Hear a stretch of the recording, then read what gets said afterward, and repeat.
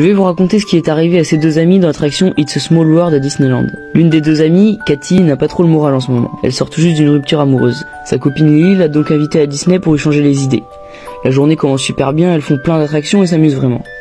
Jusqu'au moment où elle passe devant la fameuse attraction. Lily demande alors à Cathy si elle la connaît. Elle lui répond que non, mais que ça a l'air plutôt joli. Elle décide donc de la faire. Il faut savoir que c'est une attraction dite douce, donc c'est-à-dire que vous êtes assis sur un bateau et vous passez au milieu des poupées, chacune habillée en fonction de son pays d'origine. À l'extérieur, il y a une horloge, cette horloge sonne tous les quarts d'heure et les poupées se mettent à défiler. Mais le défilé est tellement bruyant que c'est pas forcément agréable à regarder.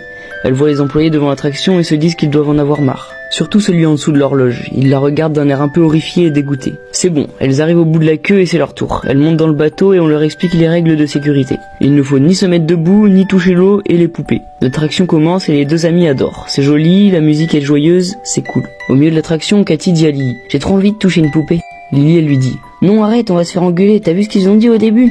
Mais Cathy c'est une rebelle. Lily a à peine eu le temps de lui dire de ne pas le faire qu'elle était déjà en train de se lever et elle touche la poupée.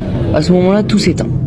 Plus un bruit ni une lumière. Lily se retourne vers les gens à l'arrière du bateau et ils étaient tous figés. Ils sont figés dans le temps et regardent en l'air, en pointant du doigt quelque chose. Mais il fait trop sombre pour qu'elle puisse voir ce que c'était. La musique se remet à fonctionner mais à l'envers.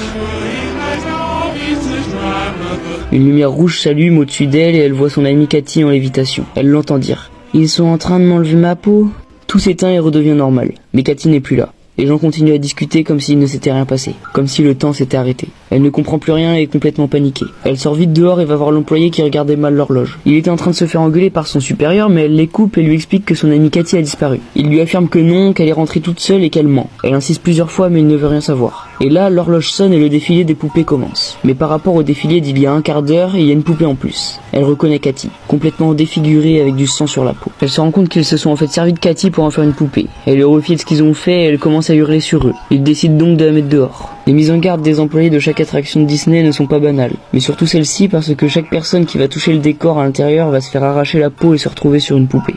Les jours qui ont suivi cette horreur, Lily s'est rendu compte que plus personne ne connaissait Cathy, ni ses amis, ni sa famille. C'était comme si elle n'avait jamais existé.